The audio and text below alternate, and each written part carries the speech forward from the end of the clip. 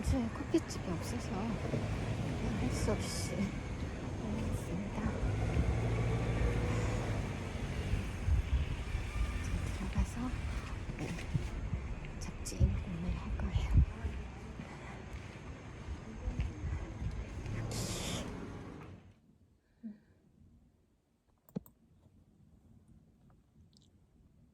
조은님 시마당.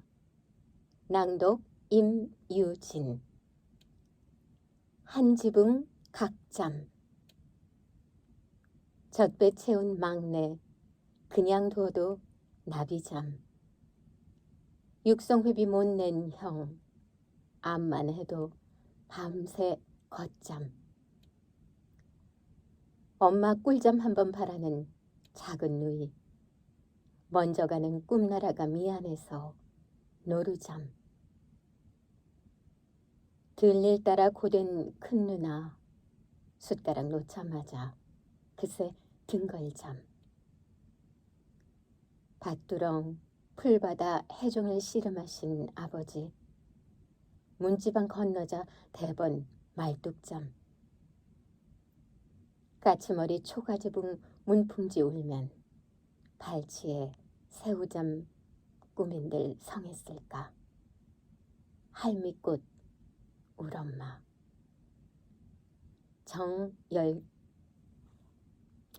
틀렸습니다.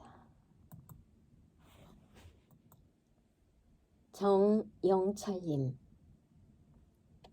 비유도 늙는다. 탄생할 때의 경의와 찬란도 반복되어 쓰이다 보면 차츰 퇴색되어 처음에 그 새뜻한 힘을 잃고 어느새 시들머들해진다. 그러나 비유의 노화는 희망을 잃지 않는다. 나비처럼 갓난아이가 두 팔을 벌리고 자는 잠이 나비잠으로 어휘화되어 사전에 등재될 가능성이 남아있기 때문이다. 국어 사전으로 들어온 비유는 모국어의 지평을 한껏 드넓혀 일상의 언어 생활을 보다 창조적으로 바꾸어준다. 잘 놀래는 노루와 등이 굽은 새우를 닮은 잠뿐만 아니라 등걸이나 말뚝 같은 사물들을 닮은 잠의 다양한 모습들까지 두루 살필 줄 아는 섬세하고도 자상한 눈을 갖게 되는 것이다. 저마다의 잠과 저마다의 삶을 한 몸에 품은 지붕의 사랑은 애틋하고도 깊다. 아마도 온 가족이 혼이불처럼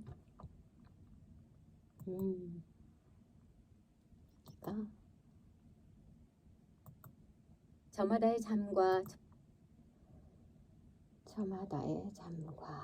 여기부터 다시 시작을.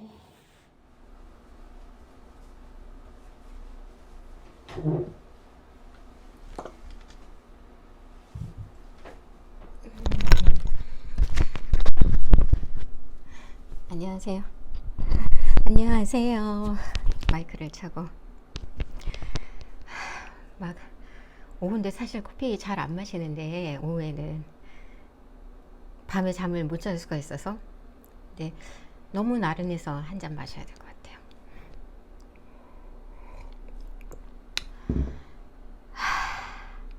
네. 오늘이 내일부터 추석 연휴가 들어가요. 진짜 추석 연휴는 목금토인데 그 다음 일요일하고 또 뭐 개천절 뭐 끼어 있고 계속 그래서 이제 연이어서 연휴인데 이번엔 저는 이제 청주 고향에 좀 연휴 내내 있을 것 같아요. 어머니 혼자 계셔서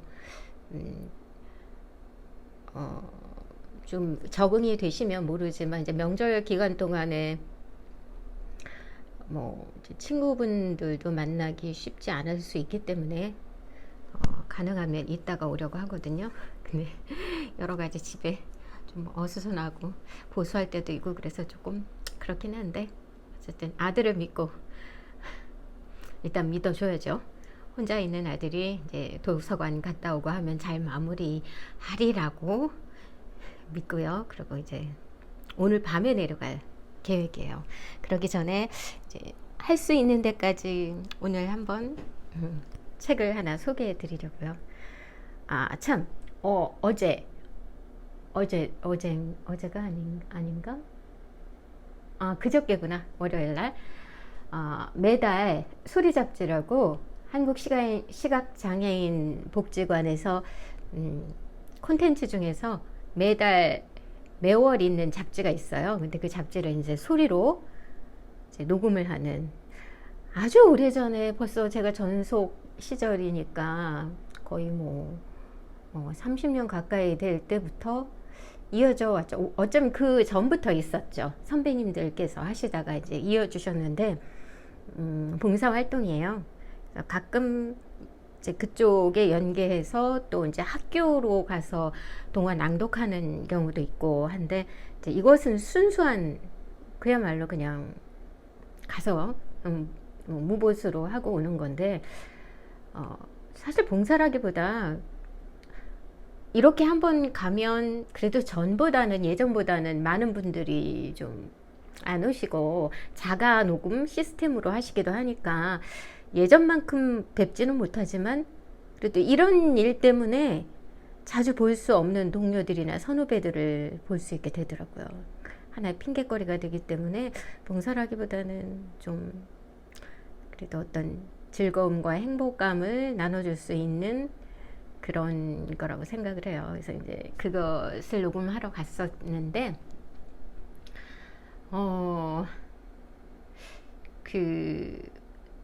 안 계시더라고요. 이번에는. 평상시에 꼭 와서 하셨던 선배님도 새로 자가 녹음 시설을 마련해 놓으셨다고 하더라고요. 물론 저도 이제 마이크나 이런 기본 장비는 있지만 좀 소리가 안 좋고 해서 결국은 이제 가서 하는 게 깔끔해서 가긴 했는데 조금 아쉽긴 했어요. 어쨌든 엊그제는 그렇게 다녀오고 좀 정리를 하다가 이제 이번에 소개해드릴 것은 독일인의 사랑이라고. 네, 이 책을 소개해드리려고 해요. 이 책은 제가 저번에 소개해드린 것은 히치하이킹 게임이라고, 우스운 사랑들 중에 밀란 쿤데라의 히치하이킹 게임을 소개해 드렸잖아요. 네, 여기서 잠깐 언급을 했었어요. 책 제목은 얘기를 하지 않았지만 그러한 류의 어떤 냉소적이고 가벼운, 그리고 정말 어디로 튈지 모르는 불안정한 사람의 감정, 어떻게 보면 유치할 수도 있는, 참 고귀하다는 생각이 들 수 없는 그런 사람들의 어떤 인간들의 불안정한 기질로 인해서 빚어지는 그런 사랑 이야기. 우스운 사랑을 얘기했다면 그거와 좀 상반되는 이야기죠.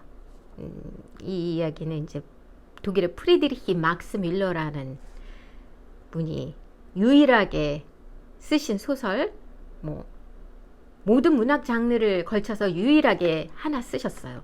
기본적으로 언어학자셨고 비교 종교학이라든가 여러 가지 이제 그런 학문을 하신 분이었고, 그런데 이제 유일하게 쓰신 작품이 이 중편 소설이라고 해야 하나요? 장편이라기는 좀 짧고 단편이라기에는 길죠.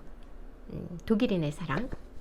제목을 왜 독일인의 사랑이라고 했을까? 기본적으로 이분이 이제 영국으로 망명을 하셨는데 마음 한구석에 어떤 독일인이라는 어떤 정체성,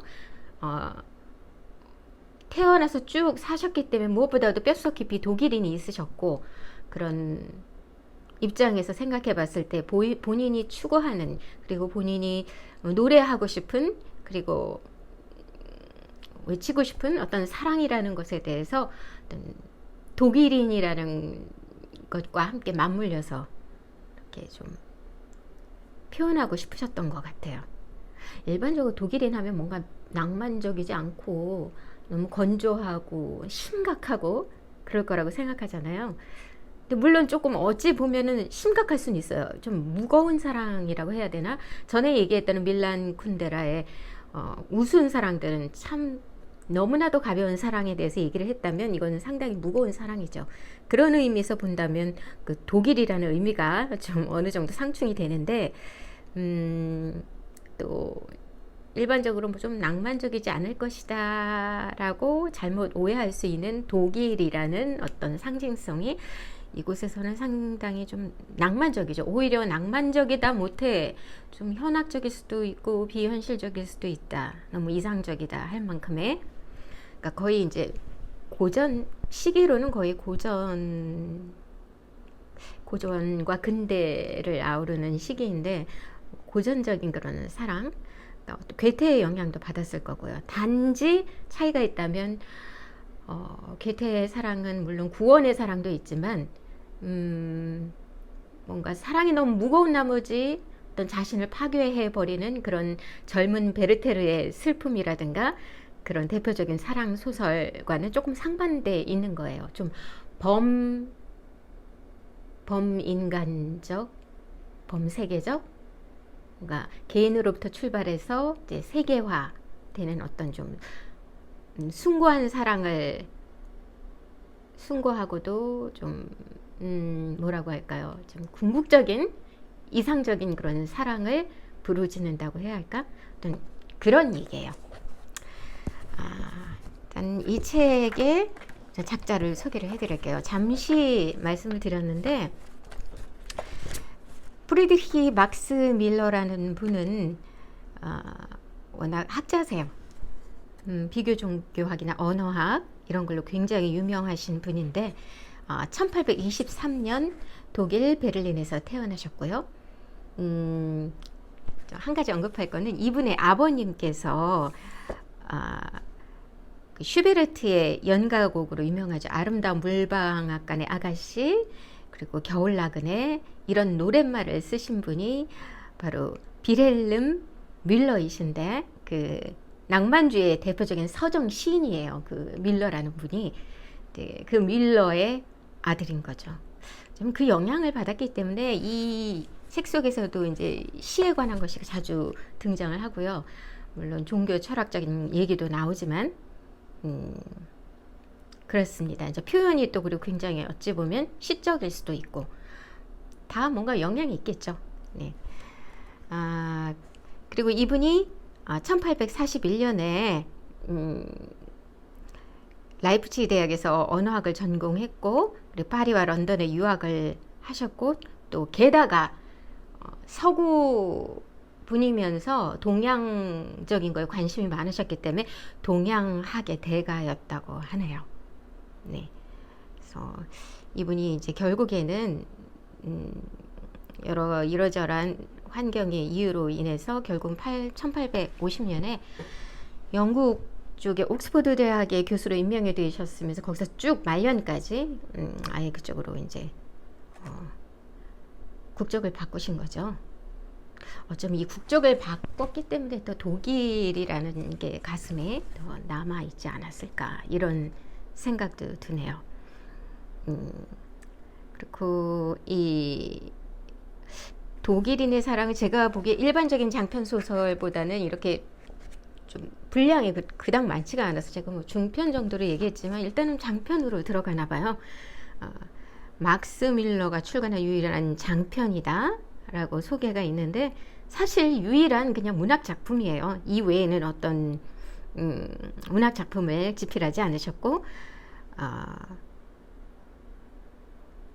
그 어찌 보면 그 지구지순하면서도 그 굉장히 한 곳만을 바라보는 그런 사랑을 얘기할 때는 그 에리 브론테의 폭풍의 언덕, 그리고 또 좀 극단적일 수 있지만 괴테의 젊은 베르테르의 슬픔, 뭐 이런 낭만주의적인 영향을 많이 받으셨던 것 같아요. 비록 사실주의 시대였지만, 사실주의를 하더라도 뭐 낭만주의에서 사실주의로 이렇게 걸쳐서 많은 격변이 일어났던 그 시기거든요. 왜냐면 이 시기에는 막 이제 사실주의와 실증주의가 도래하던 시기였기 때문에 뭔가 이렇게 부딪히는, 충돌하는 그런 시기였다고 볼 수 있을 것 같아요. 네.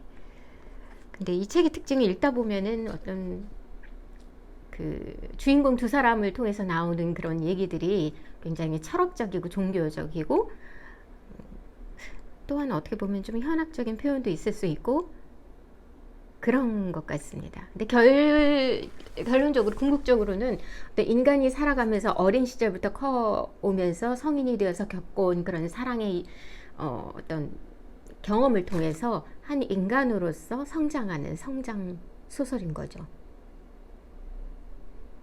그러니까 궁극적인 지향하는, 우리가 지향해야 하는 어떤 그런 부분으로 봤을 때 이 책을 구성을 한번 본다면 8개의 회상으로 나뉘어져 있어요.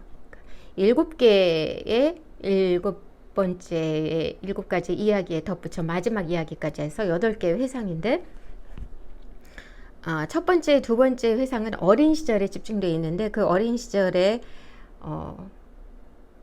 본인의 환경, 본인의 정서, 그리고 그로 인해서 가졌던 그 시기에 느꼈던 그 주인공 나에 대한 어떤 정서를 얘기를 하고, 더불어 결정적으로 어떤 부유한 그런 후작 부인과의 만남을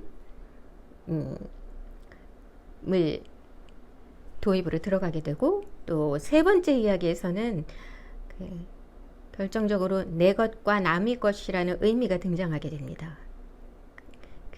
어떤 사건이 있었죠. 후작 부인의 황금뱀 팔찌를 가지고 그것을 둘러싼 어떤 사건으로 인해서 내 것과 남의 것, 그리고 타인과 나와의 어떤 구별의 의미, 어떻게 보면은 인간이 처음으로 타인과 나를 구분하게 되면서 일어나는 어떤 여러 가지 정서적인 어떤 변화라든가 그런 것을 얘기하고 있고, 또 더불어 그 시기에 가장 중요한 이 주인공 남자 나와 또 하나의 주인공이죠. 마리아라는 후작 집안의 딸을 처음 만나게 되고, 첫사랑이자 또 가장 인생에 있어서 결정적으로 어떤 사랑에 대한 큰 부분을 차지하게 됐던 그 주인공이 마리아를 만나게 되는 게 그 세 번째 이야기입니다. 그리고 네 번째에는 이 소년이 자라서 이제 타지로 공부를 하러 갔다가 그 공부하는 생활 속에서 새롭게 막 밀려드는 어떤 진보적이고 사실주의적이고 실증적인 어떤 대학 생활에서의 생활과 더불어 잠시 옆으로 놔뒀던 그 옛 첫사랑의 그 주인공인 마리아로부터 편지를 받게 되고 다시 재회를 하게 되죠. 네 번째 이야기가 그 재회의 이야기고, 다섯 번째 이야기는 이제 그 마리아를 만나면서 서로 주고받는 어떤 견해라든가 종교나 철학적인 이야기, 혹은 서로의 어떤 마음이, 사랑이 이제 어린 소년에서 성인이 되어서 성인의 사랑으로 싹트기 시작하는 그런 과정을 다섯 번째로 얘기를 했다면, 또 여섯 번째 이야기에서는 또 여기 등장하는 그 의사의 권유로 인해서 여행을 가게 됩니다. 이별을 하기 위해서. 이 후작의 딸이 어릴 때부터 아팠었거든요. 그야말로 언제 죽을지 모르는 굉장히 병약한 여자였어요. 그렇기 때문에 이제 이렇게 자주 만남을 하면서 하등에 도움이 안 된다는 어떤 의사의 얘기와 권유로, 그래 내가 떠나야겠다, 하나의 이별 여행으로 이제 멀리하기 위해서 티롤로 여행을 가게 됩니다. 근데 그 티롤에서 좀 혼자 뭔가 방황을 하게 되죠. 그 방황의 순간이 또 7번째에 나오게 되는데요. 그 티롤에서 혼자 그 우울감에 빠져서 있으면서 자신을 다시 되돌아볼 때 결국 결론에 이르는 것은 내가 갈 곳은 그녀 옆이라는 것. 그녀 옆에 있을 때 누구보다도 본인다워지고 자존감이 생긴다고 해야 하나? 자존감이 생긴다는 얘기는 나와 있지 않았지만 제가 느꼈던 건 그런 것이에요. 내가 돌아갈 곳. 그래서 결국 그녀에게 돌아가게 되는 이야기가 7번째, 그리고 마지막 이야기 8번째 이야기에서는 결국 서로의 사랑을 확인하고 슬프지만 또 이 세상에서의 그녀와의 이별을 하게 되면서 어떤 삶 속에서의 사랑의 의미, 그리고 인생에서의 사랑의 의미, 이런 것에 대해서 어떤 큰 여운을 가지고, 그리고 앞으로 이 주인공이 겪어갈 인생에 대한 어떤 방향성과 지표, 어떤 그런 것을 이렇게 던져줄 수 있는 그런 마지막 이야기가 바로 그 8번째 이야기가 됩니다. 여기에 그 중요한 인물은 나라는 인물과 그 외에 이제 여러 인물들이 조금씩 등장을 하지만, 나라는 인물, 그리고 마리아라는 인물, 의사라는 인물, 이 세 사람이 중요해요. 가장 큰 비중은 나와 마리아지만 이 의사 또한 중요한 역할을 하거든요. 어떻게 보면 나라는 인물의 훗날 나이가 들었을 때 모습이 아마 의사와도 흡사 닮아 있지 않을까라는, 왜냐하면 그 뒤편에 보면 의사가 어떤 고백을 하게 되는데요. 의사가 사랑했던 여인이 바로 후작의 부인, 지금 이제 후작이 재혼을 해서 지금 다른 자녀들을 데리고 있지만, 맨 처음 부인은 마리아를 낳자마자 죽게 됩니다. 근데 사실 그 후작 부인과 결혼하기 전에 어떤 연인이었었어요. 의사와 아주 뜨겁게 사랑을 했지만 서로는 너무 가난했고, 그래서 결국은 그 사랑하는 연인을 무척 사랑하는 후작에게 떠나보낸 거죠. 본인이 그 사랑하는 연인과 있으면 더 불행해질 거라는 생각 때문에 후작에게 보내게 됩니다. 그 후로 그 후작 부인이 죽은 다음에 그 후작 부인이 남기고 간 마리아라는 그 딸을 또 다른 자기 연인으로 생각하지 않았을까. 그래서 정말 애지중지 그 생명이 연장될 정도로 정말 지극정성으로 의사가 돌보게 되는 거죠.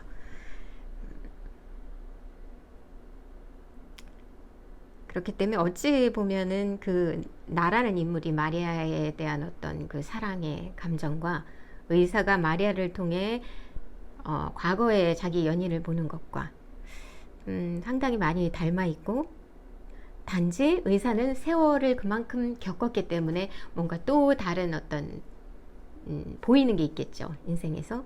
그래서 마지막으로 그것에 대한 언급도 나에게 하게 됩니다. 그만큼 어떤 빼놓을 수 없는 인물이죠. 그래서 이제 이 책을 읽을 건데, 다 읽을 수는 없고요. 부분적으로 읽을 건데, 아주 앞부분은 쭉 읽어가진 않을 거고요. 부분 어떤 대목을 읽을 거예요. 그리고 아마도 이 두 주인공이 사랑이 익어가는 동안에 어떤 그 감정을 교류할 때 나누는 그런 종교적이거나 뭐 문학적인 이야기, 그 부분은 좀 더 많이 읽게 될 것 같네요.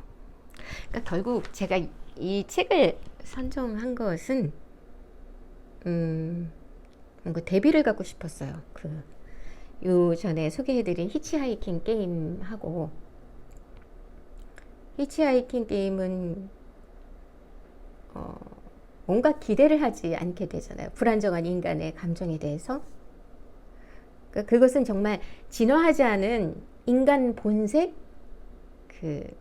가지고 있는 그냥 어떻게 보면은 이렇게 외면할 수 없는 그 속내, 벌거벗겨진 그런 속내를 그대로 보여주는, 그래서 더할 나위 없이 가벼운 사랑을 이야기했다면, 우리가 추구해야 할 것, 그러니까 뭐 이게 옳고 그르고를 떠나서 좀 더 어떤 뭐 이것과 똑같이 하라는 얘기는 아니지만, 너무 그 가벼운 거에 대해서 어떤 그 허무감을 무마해 줄 수 있는 것이 어찌 보면 좀 더 진화하는 거잖아요. 그게 어떤 삶에 대한 여러 관계도 있을 수 있지만 거기에 빼놓을 수 없는 것이 사랑이니까. 사랑은 정말 모든 이야기에서 가장 중심이 되고 사람이 유지되어지는, 인간 세계가 유지되어지는 굉장히 중요한 그런 소재이자 원동력이자 여러 가지 역할을 하고 있습니다. 그래서 그냥 현실을 자각하고 주제 파악을 한다고 해야 할까요? 그런 의미에서는 어떤 그런 리얼한 그런 그 부분에서 이렇게 돌아보고 오만하지 않고 있는 그대로 뭔가 깨어 있으려면 밀란 쿤데라님의 그런 우스운 사랑 같은 그런 것도 일단은 읽어봐야 하고, 그 작가가 얘기하려는 거에 대해서, 하지만 거기서 머무르지 않고 우리가 좀 더 그렇게 숭고하지만은 않지만 그래도 나아갈 방향은 지향해야 될 방향이라는 게 있지 않을까. 그런 것은 어찌 보면 그 현실에 100% 적용되지 않더라 하더라도 과거 어떤 고전 클래식에서 전하는 그런 이상적인 어떤 그런 사랑이라든가 그런 부분을 간과할 수는 없는 것 같아요. 그렇기 때문에 한번 비교해 가면서 또 이렇게 읽어보는 것도 좋을 것 같아서 선정을 했습니다. 커피 한잔 좀 마셔야겠네요. 자, 이제 낭독으로 들어갈 텐데요. 말씀드렸지만 첫 번째 이야기는 그 어린 시절에 어떤 누구나가 다 어린 시절에 나름 향수랄까 어떤 이미지가 있잖아요. 그런 이미지로부터 시작을 해요. 네, 여기서는 그러니까 자신을 설명할 수 있는 그런 것들, 뭔가 자아라는 게 많이 발전하지 않은 상황에서 나에 대해서 알 수 있는 것은 무엇인가. 근데 옛날에는 어떤 매체가 없었기 때문에 어떤 이렇게 좀 기록이나 남겨둘 수 있는 것이 어떤 글이잖아요. 사진이라든가, 이때는 사진이 있긴 했으니까 그런 것을 통해서 아마 그 박제된 그런 글과 사진을 통해서 이제 과거를 회상하면서 과거의 나, 그 어린 시절의 나를 다시 이렇게 유추해 보는 거죠. 그런 첫 번째는 부분이고, 제가 읽을 곳은 그 두 번째 부분인데, 두 번째 부분은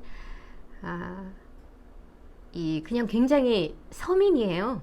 가난한 서민의 아들인 나가 그 동네의 어떤 유지이고 영주라고 할 수 있는 그런 후작의 성이 있는데, 그 후작의 성을 방문할 기회가 생깁니다. 아버지하고 그 후작의 그 성에 방문을 했는데 거기서 후작 부인을 만나게 되죠. 이 소년의 입장에서는 너무나 아름답고, 그리고 또 소문에 의하면 그 더없이 인자하시다는 그 후작 부인을 본 순간 너무 좋았던 거죠. 물론 본인의 엄마도 좋지만 또 다른 이미지에서 그 어머니에 대한 그런 사랑의 플러스 알파로 우아함과 어떤 그런 동경의 대상이 된 그런 후작 부인을 보고 너무 좋았던 거예요. 그래서 후작 부인에게로 가서 후작 부인에게 이제 입맞춤을 합니다. 이제 후작 부인은 이제 귀엽게 그것을 넘겨주지만 이제 아버지가 너무 깜짝 놀라서 혼을 내게 되죠. 우리하고는 다른 분이고 귀하신 분은 함부로 그렇게 가서 목에 매달려서 입맞춤을 하거나 하면 안 된다. 너무 서러웠어요. 주변 사람들도 뭐 이렇게 자기를 거들어주지 않으니까 결국엔 집에 가서 이제 엄마에게 이제 투정을 부릅니다. 엄마한테 이제 울면서 그 장면을 잠깐 읽어드릴게요.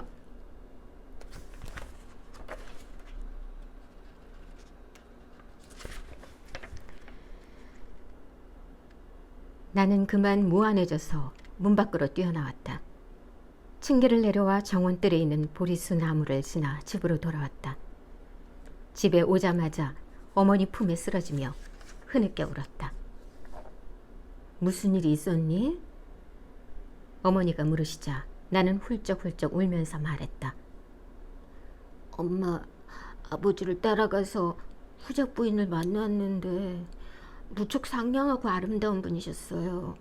꼭 엄마처럼요. 그래서 나도 모르게 부인의 목에 매달려 입맞춤했어요. 저런 해서는 안 될 짓을 했구나.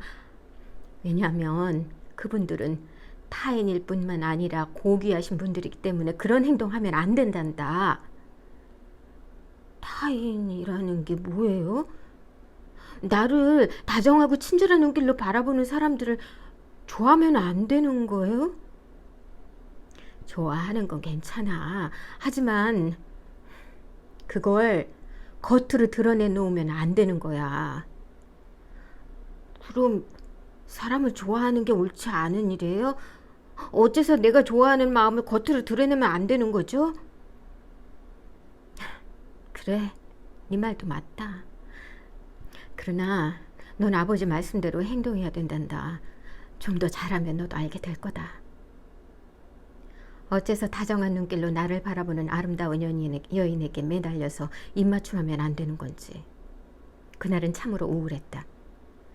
아버지는 집으로 돌아오신 뒤에도 내가 버릇없이 굴었다는 얘기를 계속하셨다. 밤이 되어 어머니가 나를 침대로 데려가셨고 나는 기도를 올렸다. 하지만 좀처럼 잠이 오지 않았다. 나는 내가 좋아해서는 안 된다는 타인이란 존재가 도대체 무엇일까를 생각하다 잠이 들었다. 가엾은 인간의 마음이여.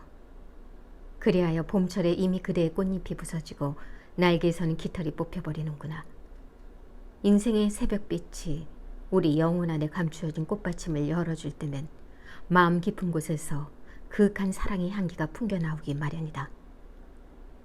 우리는 서는 법, 걷는 법, 말하는 법, 읽는 법을 배운다. 하지만 사랑은 아무도 가르쳐주지 않는다. 사랑은 우리 생명과 마찬가지로 이미 우리 자신에게 속해 있는 것이기 때문이다. 그래서인지 사랑은 우리 삶의 가장 깊은 뿌리라고 한다. 천체가 서로 끌어당기고 기울어져 영원한 중력의 법칙에 의해 모이고 흩어지듯이 이 세상에 존재하는 영혼들 역시 서로 끌어당기고 쏠리어 영원한 사랑의 법칙에 의해 맺어지거나 헤어지는 것이다. 햇빛이 없으면 한 송이의 꽃이 피지 못하는 것처럼 인간은 사랑 없이 살아갈 수가 없는 것이다. 낯선 세계의 매서운 바람이 어린아이의 작은 가슴에 처음으로 불어닥칠 때 만약 부모의 눈에서 따뜻한 사랑의 햇빛이 마치 신의 빛이나 신의 사랑의 반영처럼 내비치지 않는다면 어린 가슴으로 그 두려움을 어떻게 감당할 수 있겠는가? 그때 어린아이의 마음에서 눈뜨는 동경은 그 무엇과도 비교할 수 없이 순수하고 깊은 사랑이다. 그것은 온 세계를 포괄하는 사랑이다. 그러나 우리가 삶의 절반도 살기 전에 이러한 사랑은 얼마나 숱하게 사라져 버리는지. 타인이라는 존재를 알게 되면 그때부터 어린아이는 이미 어린아이가 아닌 것이다. 사랑의 샘물은 마르기 시작하고 해가 갈수록 점점 흙물에 파묻히고 만다.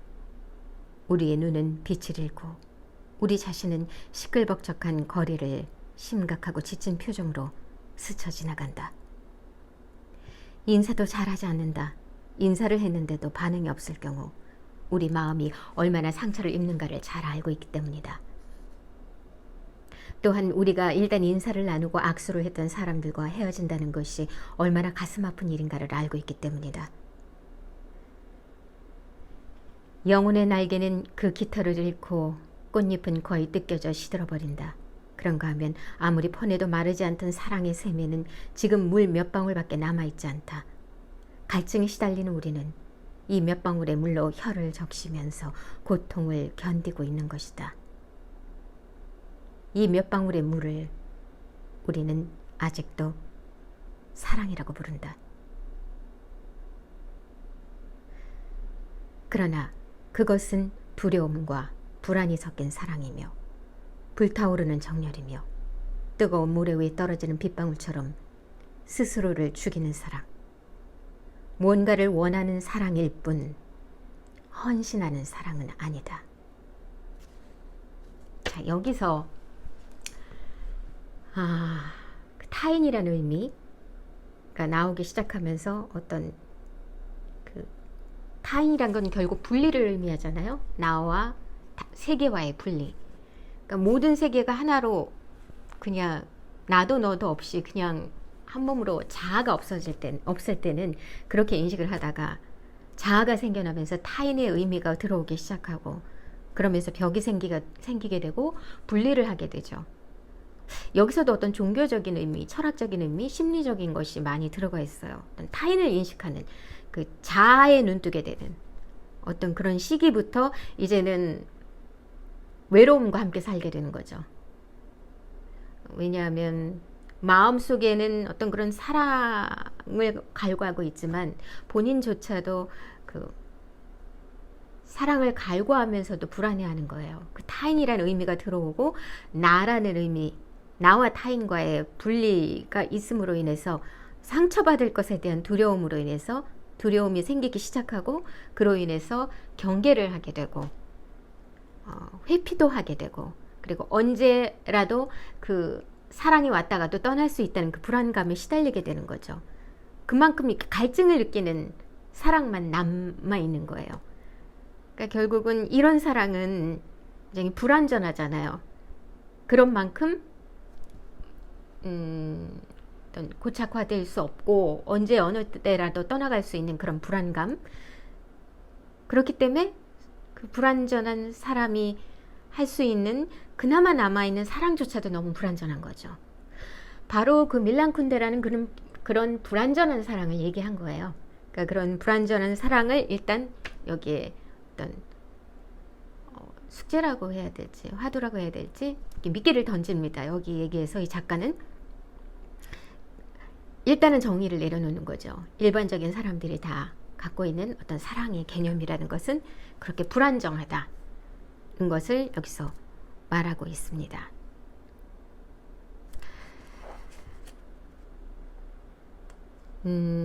나의 것이 되어달라고 요구하는 사랑이지 당신의 것이 되고 싶다는 자신을 바치는 사랑은 아니다. 그것은 자기 본위의 맹목적인 사랑에 불과한 것이다. 읽다 보면은 이 책에서 이제 그런 대사가 나와요. 그 마리아가 건네는 반지를 돌려주면서 주인공이 당신의 것은 모두가 나의 것, 그러니 갖고 계세요 하고 반지를 돌려주는데 여기에 의미는 두 가지죠. 당신이 갖고 있는 모든 사랑이나 행복감뿐만 아니라 괴로움과 고통마저도 나의 것이다. 그만큼 나는 그대와 밀착되어 있다는 얘기도 될 수 있는 거고 한편으로는 아직은 그냥 맹목적인 격정이 있는 그런 사랑인 거죠. 어떻게 보면 자기 본위인 사랑이 밑바닥이 좀 깔려 있는 거예요. 나를 내어준다기보다는 그냥 내가 끌어안겠다는 거죠. 어떻게 보면은 맹목적이기 때문에 오만할 수도 있는 내가 다 할 수만 있을 것 같고 그냥 다 그것마저도 다 쓸어 안고 다 소유해 버리고 싶은 그런 사랑일 수도 있는 것 같아요. 근데 글의 마지막에는 또 주인공이 그와 상반되는 얘기를 합니다. 어쩌면 그만큼 이렇게 좀 점법 승화됐다고도 할 수 있는 것 같아요. 이것이 바로 시인들이 노래하고 젊은 남녀들이 믿고 있는 사랑이라는 것의 실체다. 그것은 활활 타오르다 이내 꺼져버리는 한 가닥 불꽃으로 사랑을 따뜻하게 해주지도 않을 뿐 아니라 연기와 잿더미 외에는 아무것도 남기지 않는다. 하지만 우리는 한때 타오른 이러한 불꽃을 영원한 사랑이라고 믿는 것이다. 그러나 이 불꽃이 환하면 환할수록 뒤에 남는 어둠 또한 짙은 법이다. 그리하여 주위가 어두워졌을 때나 마음속으로부터 고독을 느끼게 될 때 또는 많은 사람이 곁을 스쳐 지나가도 우리를 알아보는 사람이 아무도 없을 때 잊고 지냈던 감정의 한 줄기가 가슴 속에서 솟구침을 깨닫는다.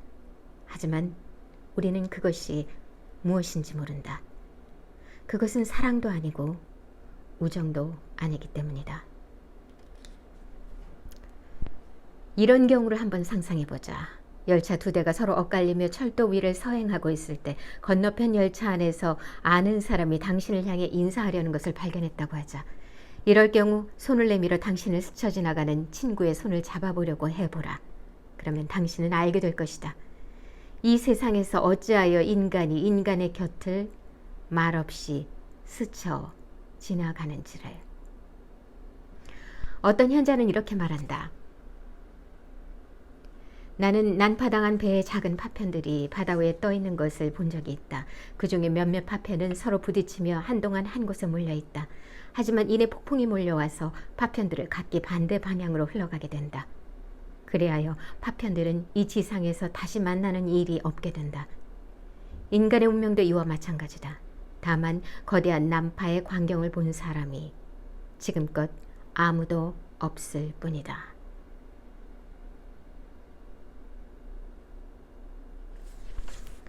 자, 이렇게 두 번째 회상까지가 이렇게 이야기가 끝납니다. 이 주인공 나가 화자가 돼서 하는 얘기인데 어떻게 보면은 그 주인공이 뭔가 수필을 쓴 것 같은 느낌이 들어요. 본인의 어떤 철학, 사상 이런 게 좀 그런 것을 풀어 쓴 것 같은 느낌이 들죠. 그러면은 이 밀러가 이 주인공의 입을 빌어서 아마 이렇게 풀어낸 것 같다는 생각이 들 정도입니다.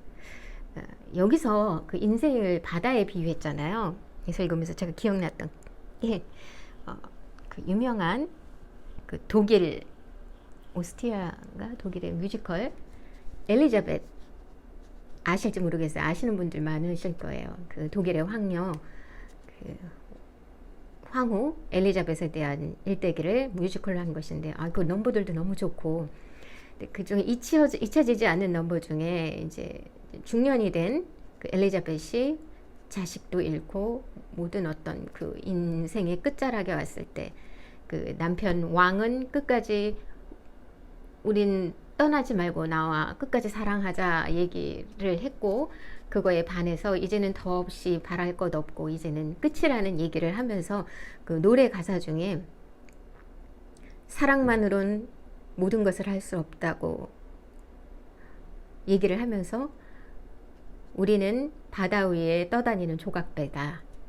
단지 우연히 마주쳤을 뿐 그냥 그렇게 흘러가는 것이다.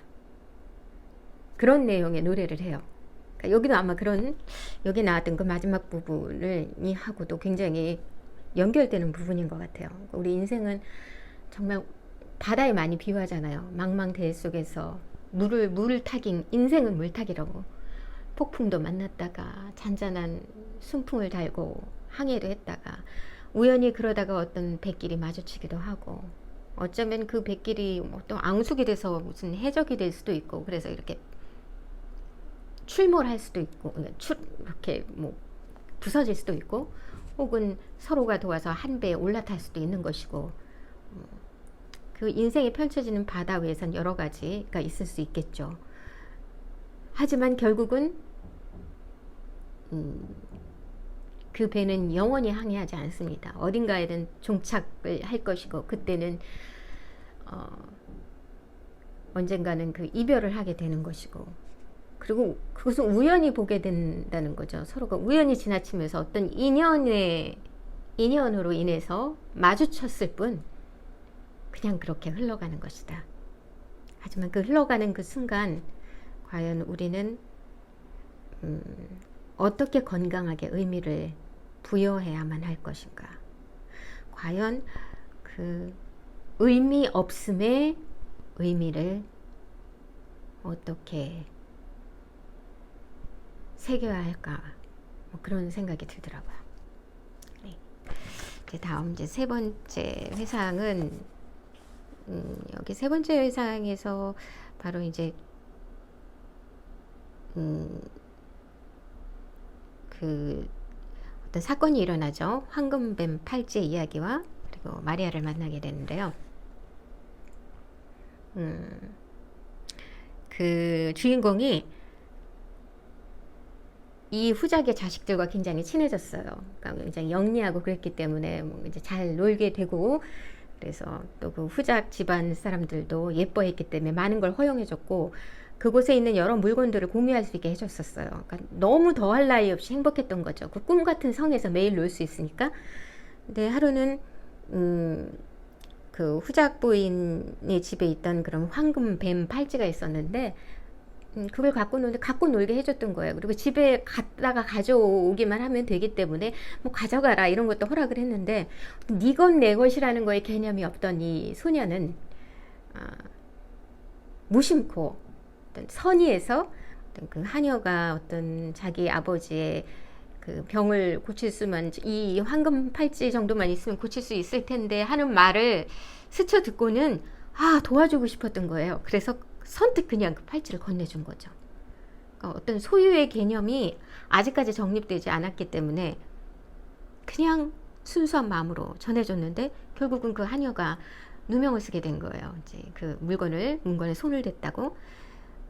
그것 때문에 이제 이 소녀는 이제 그것을 증명한 거 절대 아니고 내가 줬다. 그러니까 이 사건으로 말미암아 이제 그때부터는 어떤 그 물건에 대한 공유에 대해서 이제 어떤 제재를 가하게 되는 거예요. 더 이상의 어떤 그 불미스러운 일이 없게 하기 위해서 그렇게 됩니다. 거기서 바로 그 내 것과 남의 것의 의미가 등장을 하게 되고, 그리고는 이제 드디어 이제 여기서 마리아를 만나게 됩니다. 잠깐 이 내 것과 남의 것이라는 개념에 대해서 읽어볼게요. 내 것과 남의 것이라는 개념을 완전히 이해하기까지는 무척 오랜 시일이 걸렸다. 마치 그것은 내가 오랫동안 빨간색과 파란색을 구별하지 못했던 것과 마찬가지로 내 것과 남의 것의 구별은 한동안 나를 혼란스럽게 만들었다. 그와 비슷한 일로 친구들의 웃음거리가 되었던 일을 지금도 기억하고 있다.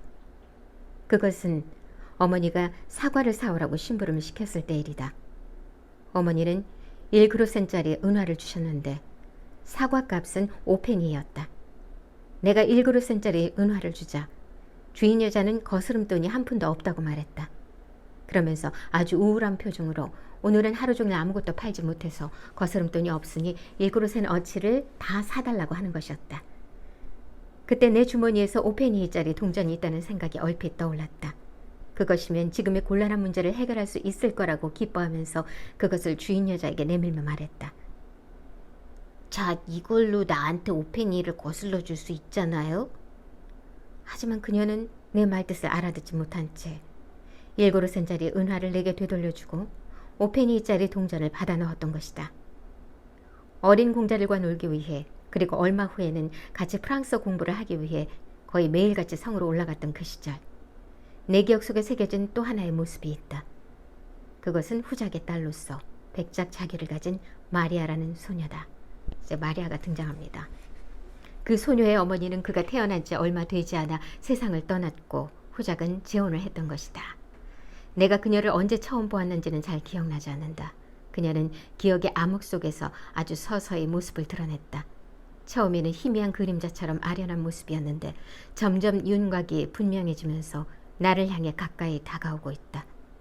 마치 폭풍 우치는 밤에 호련히 구름 베일을 벗고 얼굴을 드러낸 달처럼 내 영혼 앞에 우뚝 서 있는 것이다.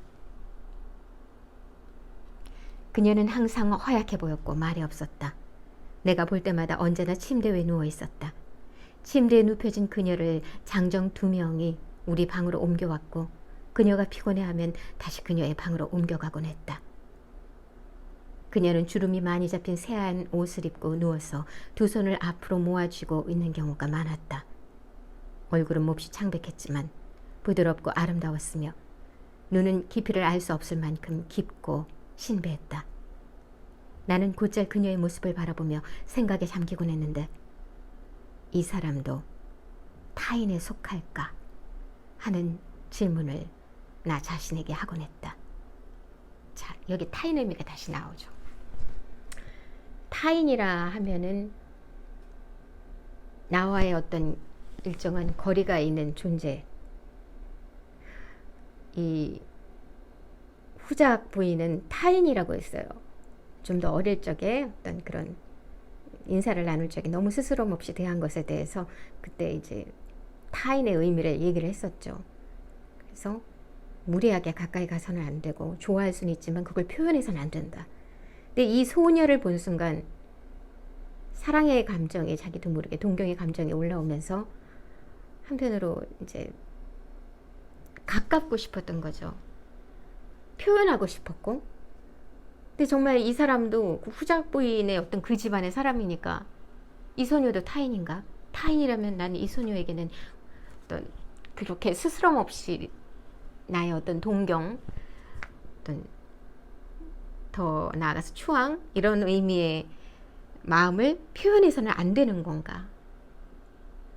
어떤 그런 장벽이 생기기 때문에 그게 어떤 숙제로 남는 거죠. 이 장애물이 되고. 그래서 이 주인공에게는 그 소녀가 타인이기 싫었던 거죠.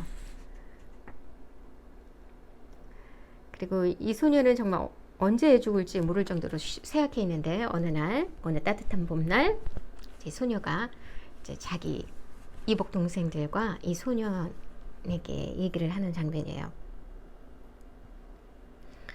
어느 따뜻한 봄날, 그날도 그녀는 우리가 있는 방으로 옮겨져 왔다. 그녀는 무척 창백해 보였지만 눈은 여느 때보다 훨씬 빛나면서 깊어 보였다. 그녀는 침대에 앉아 우리를 자기 곁으로 불렀다. 오늘이 내 생일인데 새벽에 견진 성사를 받았어. 이젠 언제든지. 그녀는 아버지를 바라보고 미소 지으며 말을 이었다. 하느님 곁으로 갈 수 있게 됐어. 물론 난 너희와 오래 같이 있고 싶지만 하지만 언젠가 너희 곁을 떠난다 하더라도 내가 너희에게 완전히 잊혀지는 건 싫어. 그래서 너희에게 반지를 하나씩 선물로 주고 싶어. 지금 이걸 둘째 손가락에 끼고 있어줘. 그러다가 앞으로 너희가 점점 자라게 되면 그 반지를 다음 손가락으로 옮겨 끼는 거야. 그러다 보면 나중엔 새끼손가락 밖에는 맞지 않게 되겠지. 하지만 평생 동안 이 반지를 끼고 있어줘. 알았지? 이 말을 하고 나서 그녀는 자기가 끼고 있던 반지 5개를 하나씩 차례로 빼냈다. 그렇게 해서 이제 동생들에게 넷째 동생까지 이렇게 반지를 나누어 줍니다. 근데 그러고서 이제 입맞춤으로 하고, 근데 이 소녀는 은근히 기다린 거죠. 이제 마지막 반지 하나가 남아 있어요. 그 소녀의 손가락에 끼어 있는 마지막 반지. 그래서 이제 그 손가락을 바라보고 있는데 그냥 가만히 있는 거예요. 그러다가 소녀와 눈을 마주쳤죠. 그 얘기예요. 어린아이의 눈은 입보다 훨씬 정확한 뜻을 담아 말을 한다고 하지 않던가. 내 마음속의 소리를 그녀가 들은 모양이다. 하지만 그 마지막 반지를 꼭 받고 싶었던 건 아니다. 다만 내가 그녀에게는 한낱 타인에 지나지 않는다는 것, 나는 그녀에게 속해 있지 않다는 것 때문에 그녀가 자기 동생들보다는 나를 덜 사랑한다는 느낌을 받았던 것이다. 그러자 가슴속에서 뭔가 고통 같은 것, 이를테면 혈관이 하나 터졌거나 신경이 하나 끊어져 나가는 듯한 느낌이 밀려왔다. 나는 이 고통을 감추기 위해 어디다 시선을 두어야 할지 몰라 당황하고 있었다. 그런데 그녀가 몸을 이렇게 세우더니 내 이마에 손을 올려놓으며 내 눈을 깊이 들여다보았다. 나는 내 마음속을 그녀가 샅샅이 읽고 있다는 느낌에 사로잡혀 어쩔 줄 몰라 했다. 잠시 후 그녀는 손가락에서 천천히 마지막 반지를 뺀 다음 그걸 내게 주며 말했다. 이거 내가 너희한테 떠날 때 갖고 가려던 거였어. 하지만 이 반지 네가 가지고 있다가 내가 세상에 없을 때 날 생각해주면 더 좋을 것 같다. 이 반지에 쓰여있는 말 읽어봐. 주님의 뜻대로 라고 쓰여있어. 너는 거친 마음과 함께 부드러운 마음을 갖고 있어. 이 세상을 살아가는 동안 부드러운 마음이 굳어버리지 않도록 잘 다스리렴. 그러면서 그녀는 동생들에게 한 것처럼 나에게도 입맞춤을 하고 반지를 주었다. 그때 내 마음속에서 도대체 무슨 일이 벌어졌는지는 나 자신도 모른다. 그 무렵 나는 벌써 소년이 돼 있었다. 따라서 고통받는 천사의 온화한 아름다움은 이미 내 마음 깊은 곳에 자리 잡고 있었을 것이다. 나는 소년답게 최대한으로 그녀를 사랑했다. 소년답게. 그러한 소년기의 사랑에는 청년기와 장년기에는 볼 수 없는 순수함과 진실이 담겨 있으며 온 마음을 다해 사랑하는 특성이 있다. 하지만 당시의 나는 그녀가 이미 타인이며 사랑을 고백해서는 안 될 인간에 속한다고 믿고 있었다. 그녀가 내게 했던 진지한 말을 다 이해할 수는 없지만 그녀의 마음이 내 마음에 가까이 다가왔다고 느껴졌다. 두 사람의 영혼이 더 이상 가까워질 수 없을 만큼 가까워졌다는 생각이 들자 온갖 비참한 생각이 어느새 가슴속에서 사라졌다. 이미 나는 혼자가 아니었고 타인도 아니었으며 구계자도 아니었다. 나는 그녀 곁에 그녀와 함께 그녀의 마음 속에 있음을 느꼈다. 그 반지를 내게 주는 일이 그녀로서는 일종의 희생이며 그녀가 그것을 무덤까지 갖고 가고 싶어 했다는 말이 생각났다. 그러자 내 가슴속에서 알 수 없는 어떤 감정이 솟구치며 그것이 다른 모든 감정을 압도하는 것처럼 느꼈다. 나는 조심스러운 목소리로 말했다. 이 반지를 내게 주고 싶으면 그냥 네가 갖고 있어. 네 것은 곧 내 것이니까. 그녀는 의아스러운 듯한 표정을 지으며 한참 동안 나를 물끄러미 바라보았다. 그리고는 반지를 받아 자기 손가락에 끼고는 다시 한번 내 이마에 입을 맞추며 나직한 목소리로 말했다. 넌 내가 하는 말을 잘 모르는 것 같다. 이해할 수 있도록 공부를 해봐. 그러면 너도 행복해질 수 있고 많은 사람을 행복하게 해줄 수 있을 거야.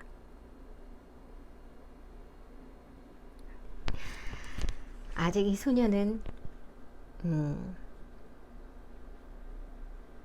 맹목적인 사랑이에요. 독립적이고 어떤 그런 것이면서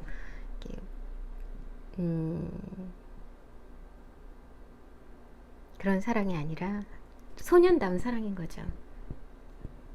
그래서 그녀의 모든 아픔까지도 그녀의 모든 것이 나는 그냥 내 것이었으면 좋겠어. 하나였으면 좋겠어. 그래서 너의 모든 것이 내 것이니까 네가 갖고 있어도 나는 갖고 있는 거나 마찬가지야 라고 표현을 한 건데 너무나 소년다운 발상인 거죠. 이 소녀는 이제 너무나 계속 아파왔던 그 고통과 함께 더 많은 생각을 했을 것이고 그래서 조금은 다른 생각을 했던 것 같아요. 그래서 아마 이 소년에게 공부를 해보라고 합니다. 아마 이 말 한마디가 어쩌면 그 소년에게 굉장히 탁 와 박히면서 굉장히 뭔가 더 많은 공부를 해야겠다는 어떤 계기를 줬을 것도 같아요. 이렇게 세 번째 회상까지 읽었습니다. 세 번째 회상까지는 이제 그 소년다운 사랑 그리고 타인에서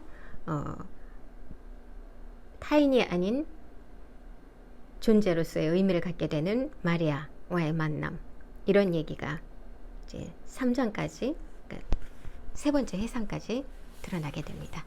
자, 이제 네 번째 회상부터 또 이제 얘기를 할 텐데 잠깐만 쉬었다가 지금 저녁 시간이 지금 저녁을 간단히 좀 먹어야 또 청주로 이동을 해야 될 것 같아서 오늘 이야기를 다 끝내지 못할 것 같은 생각이 드네요. 일단은 잠시 헤어졌다가 또 찾아뵐게요. 그러면 잠시만요. 여기 청주예요. 사직동 시댁 앞에 볼리볼이 나와서 커피가 너무 마시고 싶어서 들렸는데 5년 전에 있는데 화내는 곳인데 지금 소음이라고 해야 되나?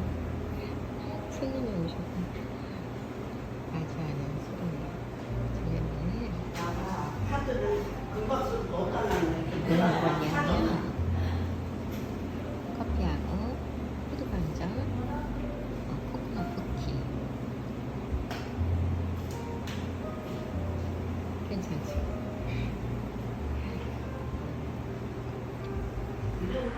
지금 새 수신화에서만 나와서 이제 다시 시부모님 댁에 들어가서 드실 것 좀 또 만들어 놓고 이제 순전히 가야 돼요. 내일 처음 아버지 돌아가시고 처음 맞는 차례라 아마 음식 준비하시는데 조금 도와드려야 할 것 같아서 이따간 또 친정에 갑니다. 둘 다 청주거든요. 네, 잠깐 책을 다 마무리를 못해서 1, 2부로 나눠서 해야 될 것 같아서 그냥 마무리를 어제 지정했는데요. 경북 잊지 말고 지금 제 손에는 구독이와 좋아요가 없지만 그래도 구독이와 좋아요 꼭 기억해 주시고 눌러주세요. 진이의 소리골방 임유진이었습니다.